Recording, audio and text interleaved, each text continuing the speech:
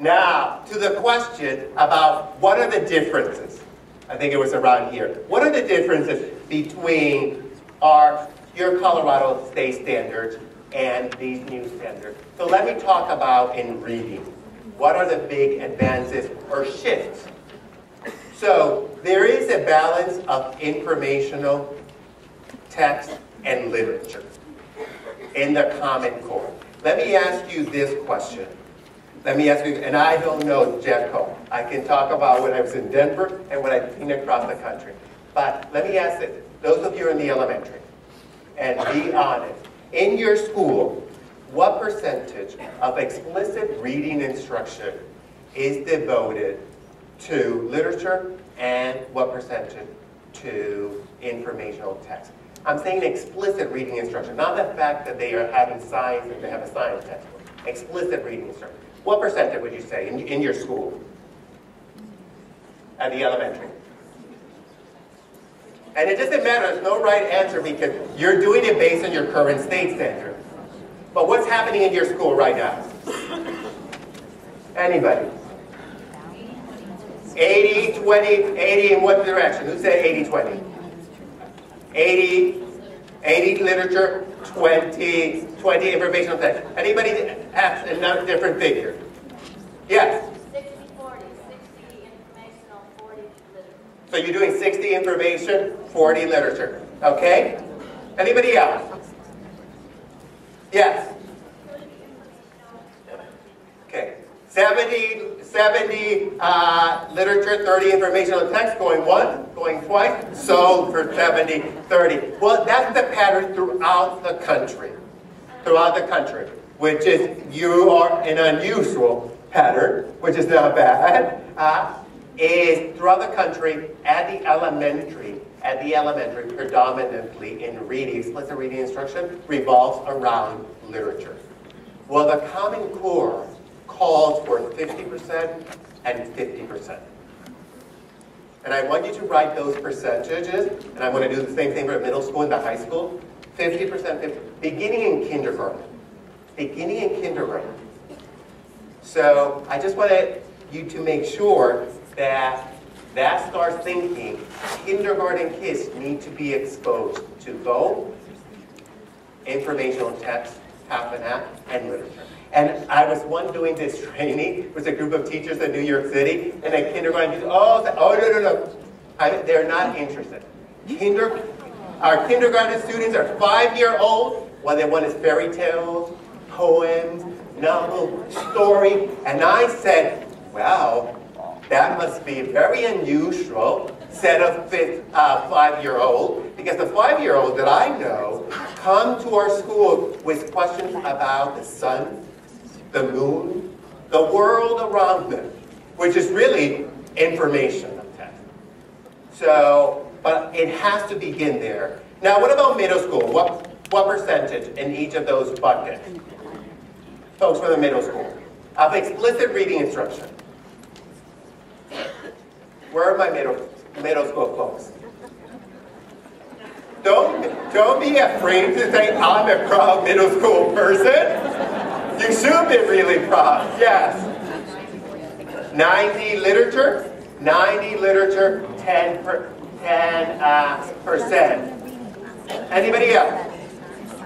That's probably what you typically what you actually begin to see in the middle school. Maybe it's a little bit higher on informational text, but 90-10. Here are the percentage that the Common Core calls for. It's 45% literature, 55% informational text. Okay? Now, high school. Anybody from the high school? What percentage of explicit reading instruction? And how's the split?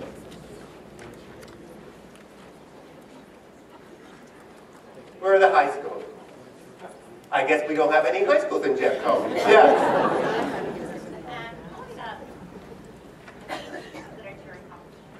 Okay. About 60-40. Yeah, and you usually tend to see 60 literature, I'm assuming, right?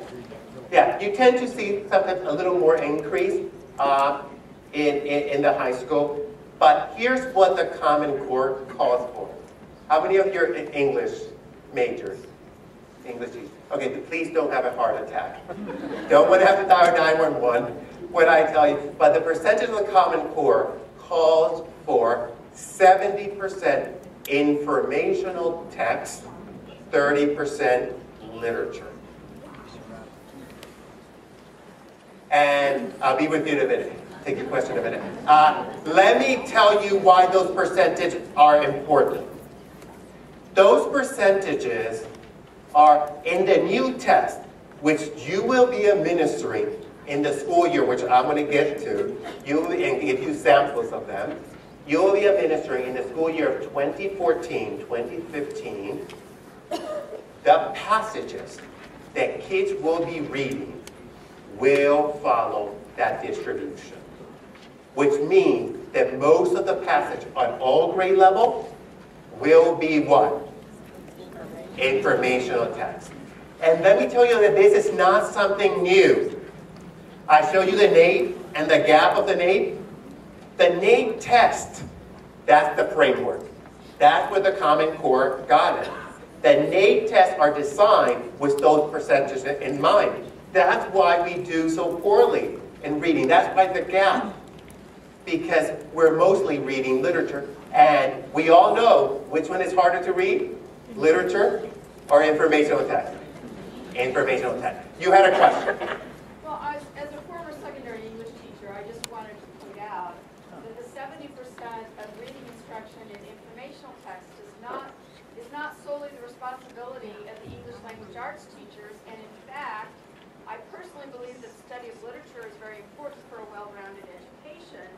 So the science, the social studies, and the mathematics teachers in high school need to learn how to do explicit reading instruction in their content areas. Absolutely. And I'm so glad, because that was going to be my next point. Let me tell you, if you're high school, folks, principal, administrators, please do not tell your high school English department, don't go to bar and say, you have to do 70% informational text and 30% literature, because you'll have a revolution. You will. You will. Because this has to be a shared responsibility with the content area. However, I think you owe it to the kids to say to the English department and the English teachers, say, I think we need to increase informational text in our English classes to at least 50%. So you do things in the elementary, half and half. And the other, you can get it in the content area. That is much more palatable to an English teacher. And remember, informational text is not only the social study textbook or the science textbook. Primary sources, journal articles, Wikipedia articles. So, for example, if you're doing something in literature that talks about the independence and you're reading something in poem, you can have a student read Frederick Douglass, What the 4th of July mean to me, which was a speech he gave on what the Independence Day meant to him. And that's an informational text. So it's not only a textbook. But I will say this. It is really important that we increase the amount of informational text if you want our kids to be successful, and particularly the high school. I had this interesting argument in New York when I was training, and there was a group of English teachers and an English AP of high school English saying, Jaime, there's no way. We just revamp and all we're doing is literature.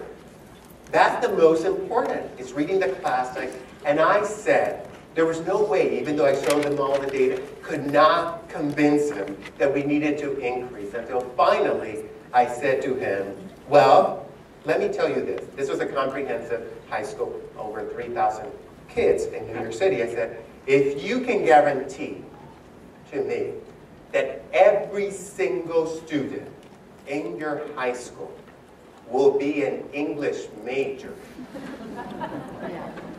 then you should only teach literature. But I said, but when they go to college, even if they're an English major, they're going to have to take content area where they're reading informational text. And in the workforce, I said, you know, I wish my superintendent would ask me to read Danielle Steele, but that's, I know some of you will say, that's not literature, Jaime, that's not literature, but that's not what my superintendent asked me to read. I'm assuming that's not what Cindy asked you to read, is informational text. So we owe it to our student to be able to deconstruct and make meaning. So then he was finally more open. But I'm saying that it's not necessarily that we're talking about eliminating. Literature has a place and value. So I agree, we have to do 50 and 50 and increase it in the other content area. Okay, text complexity. So the text complexity, the question that came here around rigor. So the text that students are going to be required to read proficiently and independently are much more rigorous and complex than we currently have in terms of the expectation. And this will be very interesting because I would consider you, Jeff Cole, to be a high-performing district. So I'm going to pose this question to see for the elementary. Sarah, Plain and Tall, you familiar? So at what grade level would you expect a student to be able to really comprehend, in-depth comprehension, independently? Third grade. 4. So we hear 4, we hear third. Okay. So throughout the country, it's mostly 4. So they put, in terms of that, I've been in places where they put it at 5th, but mostly 4. Some places 3rd grade. Well, the Common Core puts it in the range of 2nd grade, 3rd grade. That's the level of complexity that increases. The texts that kids are required to be able to read in high school are similar to those in college. And here is, I think I put it, here is the new Lexile. You familiar with the Lexile ranges? So they have been adjusted. So as you see, the last column, the column to the far right, is the new Lexile ranges of the expectations that align to the Common Core. There's been a huge increase. So those are the new Lexile. One of the things that I would suggest, if you want to know by grade level, if the Lexile doesn't mean anything to you, if you go and get the Common Core standards for language arts, and you can all find them, they're free. You can download them in corestandards.org, which is the website, which I believe I listed it on your resource. Appendix B lists by grade level a sample of text that kids must read independently and proficiently. Just sample. And it gives you some of the language, just to see. But now that we have these ranges, it tells you, but you can see what a 1st grader should be able to read. Just it gives you, you can eyeball it in terms of what the expectations are. So those are the rigor, and we'll continue talking about that. Then the next one, so we talk about that, progression of skills. This is one of the most wonderful things, I think, of the Common Core. The skills and the progression of them from kindergarten to 12th grade, I like to use the word magical. Because it is really unbelievable what they have done. It's like, if I'm a 2nd grade teacher, I can actually talk to my 1st grade teacher and see exactly what they should be doing, because you're building. You're building from one grade to another. So I'll show you. And this slide I don't think you have. Here is one of the reading standards, which, by the way, there are only 10 reading standards. There are only 10 reading standards and 10 writing standards. That's really important even for principals. If you're a principal or administrators or coaches, The fact that you have 10 reading standards, you can know them. They're the same. They're called anchor standards.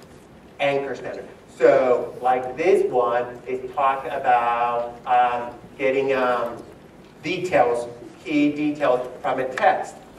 It's the same from all grades. There are differences in terms of what they should be able to know and do, but you know that everybody should be working on that. So, for example, kindergarten with prompting and support, ask and answer question about key details. Then, first grade, ask and answer question about key details in a text. What's the difference between kinder and first grade? Without prompting and support. So if the kindergarten teachers are not doing this, the first grade teacher will have a harder job.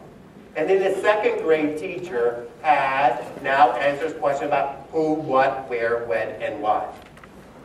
So here's a really interesting point for English language learners. I was doing this in a school, an elementary school, with a lot of English learners.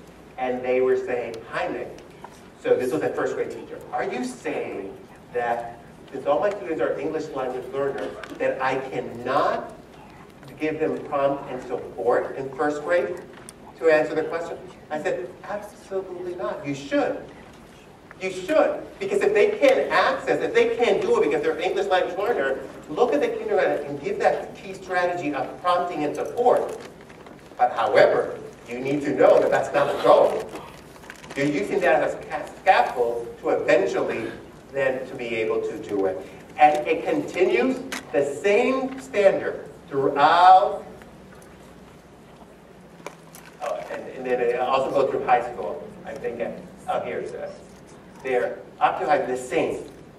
So it's a really incredible progression that teacher. So now for the first time, I think, you can do a workshop and a training on how to identify key details for everybody and have all the grade mix and say, what does this mean for your grade? And we're all working at this at the same time. So that's one of the key differences. Okay, in writing, yes?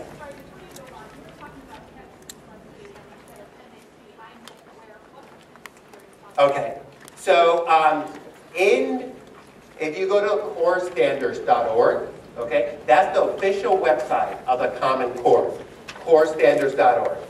There's another one called commoncore.org. That's not the official website. So corestandards.org, and it's listed in the back of the slide. What you have is, if you download the standards, you have the standards, and there are 3 appendices for English language arts. Appendix B of those, you can list them. What they do is give you grade by grade what is the text, a sample of the text that students need to be able to read independently, the level of complexity. Also gives you this, which I think is really good. It gives you some sample tasks that they will be asked to do at that level of test. So it gives you like some performance that very closely aligned to what you will see on the assessment. Okay? Okay, so in writing, there's emphasis in writing on argumentation. So let me say this. The Common Core only calls for 3 genres of writing. 3 genres. So the only 3 genres you should be teaching, or mostly teaching, are narrative, which is probably what most of our schools are doing, narrative, informational writing, and argumentation. Argument. Okay? So let me clarify a little bit about argument. So argument is not necessarily synonymous with persuasive writing. You probably are doing a lot of persuasive writing. Common Core doesn't call for persuasive writing. It calls for argument. Why? Because persuasive writing is not an acceptable form of writing in the content area of math, science, and social studies. Argument is. Why? Because of the features of an argument. So in an argument, you must have a claim, evidence, and counterclaim. And those are what you would want to see in science, social studies, and math. So here is a big piece that we should start thinking. Our kids don't know probably how to write argument. They're really good at writing narrative. And you will see in the sample assessment, both in mathematics and in language art, that if a kid cannot construct an argument, they're not going to be successful on the new assessment. Okay? So we're going to talk about that when we come. Writing about sources. So kids will talk about having to write about different sources. So they're going to read different sources and write, as opposed to just reading unauthentic passages and responding. Okay? One thing I forgot to tell you about a big difference in reading and writing too is that in reading, it is an integrated approach to the teaching of reading. What do I mean by that? That, for a long period of time, we were being teaching sub-skills in reading. So this week we're going to teach main idea. Next week we're going to teach inferencing. Next week we're going to teach predicting. Well, the Common Core calls for comprehension of a text. The most important thing for the Common Core is kids comprehend the text. And remember, when you read as an adult, you don't read to predict. You don't read to make inference. You read to comprehend the text. But you need all those set skills. And sometimes, do we have to teach those skills? Absolutely. But what we have done is teach them in isolation and forget that they're in service of something greater and better, which is comprehending the text. So that's a big difference. The other big difference is that in the integrated language art, that writing and reading complement each other and should be taught together. So that students are writing about what they're reading. So let me give you a hint and you'll see it. In 2014, there will be no separate writing test. There will be no separate writing test with like a writing prompt. Those are gone. They're writing the kids. I don't know if that meant, and I feel like I'm in church, if that meant an amen or an hallelujah, or oh my God, we're losing the prompt.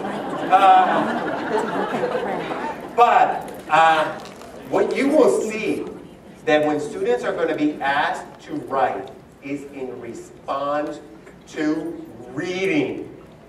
In response to reading. But you will get a writing score and a reading score when we talk about the scores and the assessment. You will get both. But you respond. And remember, this is not only response to literature. It's also responding to informational text and writing about text. There is this great, you can Google it, is Writing to Read. It's a study done by Steve Graham, Graham. And what he did was a study where he shows that the best reading comprehension strategy is writing. It's writing about what you read. And the study is really good. I mean, he talks about the study, but I would direct you to the end of the study. He gives you several features of what needs to be done in a writing system to make this happen. Again, Steve Graham, Writing to Read. And you can Google it, and it's great.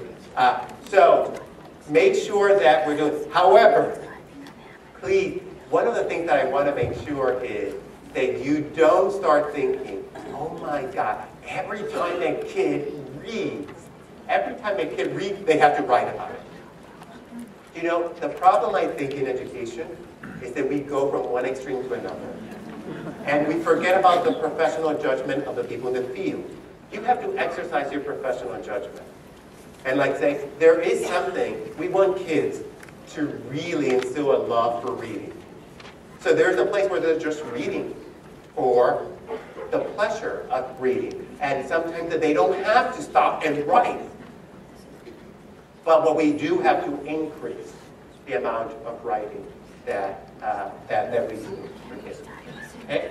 Speaking and listening, so there will be a lot of formal and informal talk. You know, there is, the Common Core says, which is a political statement, that they don't tell teachers how to teach, which in general is true. But implicit in the Common Core are some really good pedagogical strategies. So I could tell you that a quiet classroom is not going to work. It's not going to work, both in mathematics and in language arts.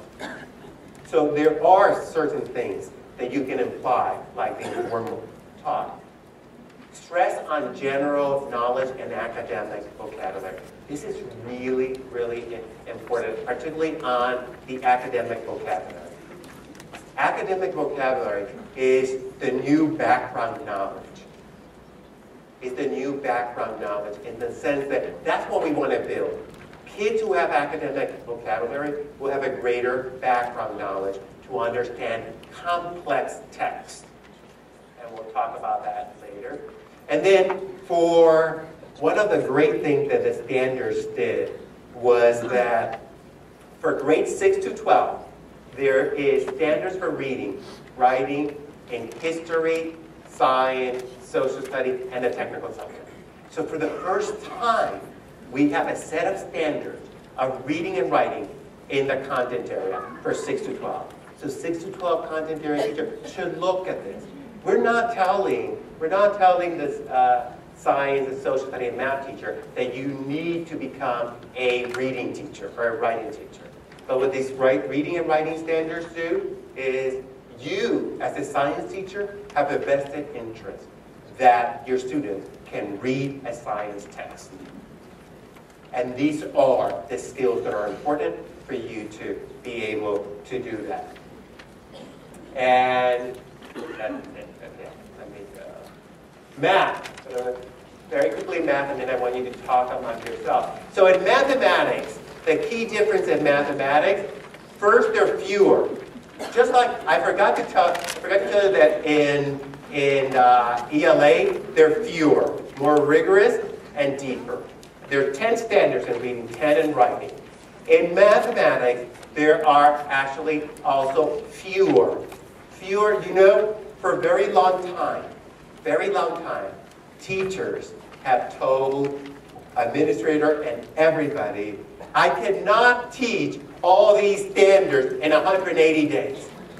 And you know what we administrators have done? We have covered our ears and said, just make it work. Just do it. And if you're in LA, where we have absolutely no money whatsoever, we don't. We just have to survive this year. We've had to cut the school year by 10 days. Our teachers and everybody have agreed to 10 furlough days. So it's not even 180 days. And we have the possibility, there's a state ballot initiative. I know things are bad, but you know, I just want to give you some hope that, yeah, as bad as they are here, they could be worse. I will tell you that we have a state ballot initiative that our governor has in November, that if it doesn't pass, we will have, statewide, we will have to cut the school year by another 25 days. So imagine what that would do for a district with an 80% poverty rate. We had to lay off this year 5,000 teachers. It was going to be 11,000 teachers, and because of the furlough. So things are really, even with that, in the midst of all that, we have transitioned to the Common Core with no money. And that's why I'm going to show you that there are things that we can do. I don't know why I brought that up. Maybe to make you feel better, but what was I talking about? Oh, okay. Oh, yeah, because of the 170 that we have less days. So the teachers said we can't do it, and the teachers do it in math. They just turn the page, turn the page, turn the page. I will tell you, even the really incredible math teachers that I've seen are compelled to turn the page even though the kids didn't get it. And I asked them, but you know better than that. You know better than that. You know what they say to me? Oh, Jaime, is that if, God forbid, when they take that CSAT, is there something there that I didn't teach or expose? It's on me. I will feel guilty. Which is true. It's true. So now, the standards have taken that into account. And they have cut down the number of standards. I would say on average, they're like, for the elementary, probably like 10 to 15, which allows us, as educators, to go really deep and slow down. So it really focuses on what's the most essential concept that students need to know in mathematics. Okay? And yes, that is really great. And one of the things I would tell you that if you're probably going to learn more about this in the content, so I won't go through it. We'll go into the, get time for the assessment. The progression is the same. The progression is the same as ELA. You see the building of the progression. If the first grade or the sixth grade teacher is not doing what they're supposed to be doing, and now you have time, which goes to the point of your struggling mathematician or your English learners, you can go deeper. Because now you have much more time for them to build understanding. There's no doubt about in the math that conceptual understanding and procedure fluency is really important. Both. Obviously, trying to highlight conceptual understanding is more important. Procedure and fluency is in support of conceptual understanding. But they're both there. Then there are mathematical practices. Mathematical practices, and there are 8 of them. There are 8 of them that are the same from kindergarten to 12th grade. They don't change. And what are the practices? Are the behaviors that students need to engage in mathematics to be able to be successful. I'll give you an example of one. Practice number 3 talks about construct a viable argument and critique the reasoning of others. They have to do that in mathematics beginning in kindergarten. They have to construct a viable argument. But remember, a viable argument, and you'll see what this could mean. A viable argument in kindergarten could be a picture to justify. But they also have to be able to critique the reasoning of others. So these are, and they must be taught because they will be assessed. And you'll see it in the sample assessment. And they're very ambitious, but achievable. Okay, too much talking from me. Too much talking. So here's what I want you to do. Turn to the person next to you, and I talk about the key shifts, the differences between your current standards and these new standards. What are the implications of these for you, whatever role you are? What do you see the implications for teachers, for school district administrator, central office administrator, for students and parents? So talk among yourself like for the next 3 or 4 minutes what implication means. What do principals need to do differently? What do teachers need to do differently? What do coaches need to do differently? Students and parents.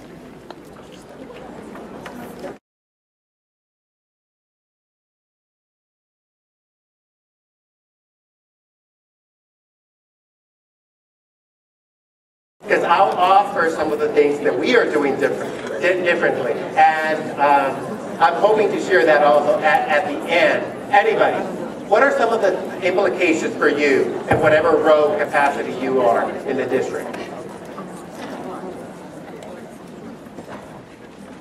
Yes. Loud.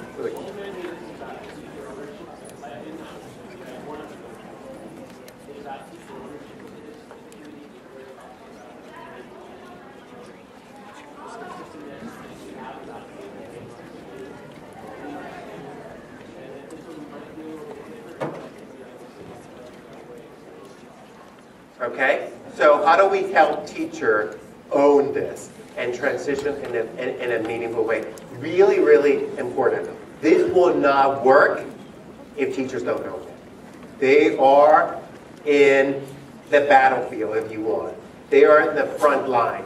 But actually, you know, one of the things is that some of the best practices that you have been doing to get the results that you're getting, you can continue doing them. It's just tweaking.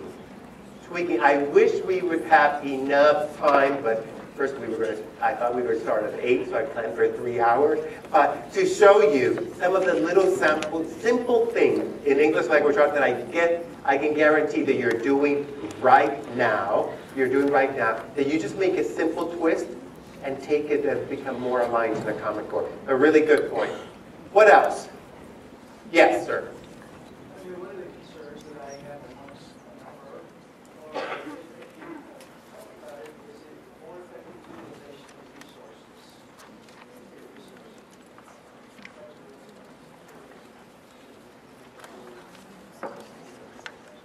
Yeah.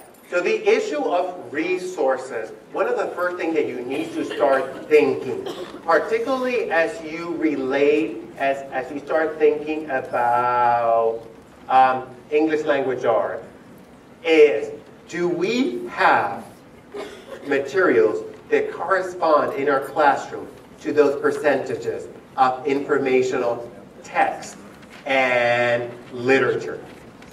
If the answer is no, you need to start working on that. So one of the things, so we don't have absolutely no money in LA, but because we told the principals, and we have trained them last year, whatever money they're saving is to try to increase both in their classroom libraries and in the school library more informational text. But in addition to that, it's just not necessarily that print material. So there's a lot you can get from the internet in terms of journal and supplement. But it is an issue of resources. But I also have to say, there's no way in our district in LA, and probably yours in my brief conversation with Cindy, that you can go today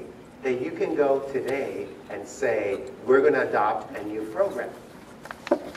You probably don't have the funds to do that. So, and it's perhaps, I would recommend you not to do that. Not to do that. What I would recommend you is work with what you have,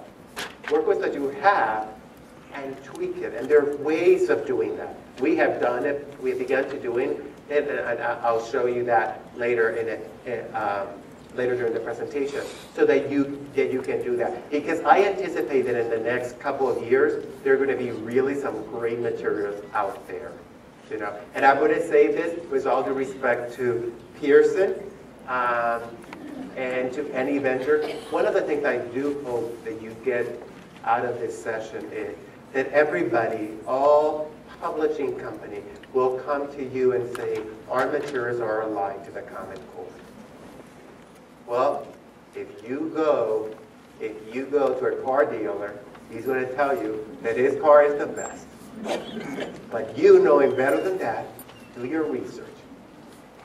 So what I'm asking you is, you really need to understand this to be a very savvy consumer, to make sure that whatever limited money you have, you're investing it in the right way.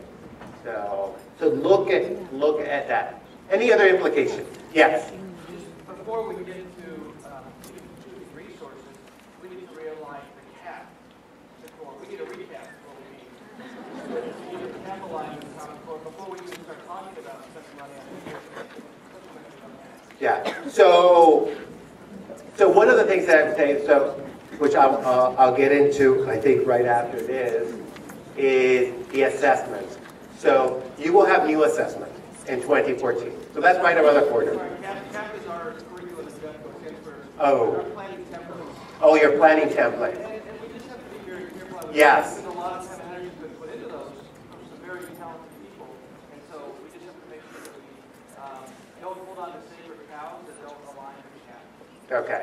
Yeah. Okay. Good point. So what we have done is similar. We have done a similar thing. So we have taken, we call our instructional guides in LA, and have revised. So for example, we have increased the number of modules and unit of studies on informational text, because we didn't have them. So we have just put that there. So we are adding, we have put, you'll see in our plan, a lot on constructing an argument in mathematics, which we didn't have. So it's just a matter of aligning. Yes? At what grade will our Common Core state standards assessments begin? Will it be in second, third? I'll talk about that in a minute when I get to this presentation. The part. Yes? We also need to adjust our assessments and our progress and goals to more aligned, because the teachers are continuing to use those as their benchmarks. They're going to be thinking they're getting it done when they're not. Yes, absolutely. A couple of things, and then I'll go for you to consider is, there are many things that are under your control. Whether the cap has not been changed is the way we teach. That you can start changing. So you can start including more informational text. You can have including, and you'll see it more when you get the items, these types of items, instead of replacing some of the assignments and tasks that you give, to something similar to what I'm going to show you. Yes? Hi, so CAP is aligned to the Common Core. When Colorado adapted the Colorado State Standards, the Common Core was aligned with the Colorado Academic Standards, so those are embedded within the CAP documents already. Okay. And so one of the great, I'll talk about it. One of the implications for parents, I want to tell you that you have to do a lot of work with your parent, particularly in a place like Jeffco. I will tell you for a couple of reasons. Parents are used to students getting a lot of reading of classics and novels and literature. I'm expecting that they're going to be seeing now a decrease on that and an increase of informational text. And I say that because there is obviously this association of reading the classic with a high level of intellect. So we need to make sure that parents understand why we're doing this. The most important thing is, how do you prepare your parents when 2014 your scores go down? You saw the gap in terms of Colorado, in terms of the proficiency with the name, you know. So there has to be a lot of PR that has to be done, particularly in your high-performing schools. It will be different if you have a school where they're in the 28% and go down to the 10%, okay? So that would be a big key. I will tell you, I'm not a gambler. I'm not a gambler, but I'm willing to gamble my entire pension, which, as you know, as an educator is not much. And to let you know that in 2014-15, across the country, the scores will go down. It will become the new baseline because of the level of rigor. Just look at name. Look at name. So that's what will happen. Okay, let me go to the assessment.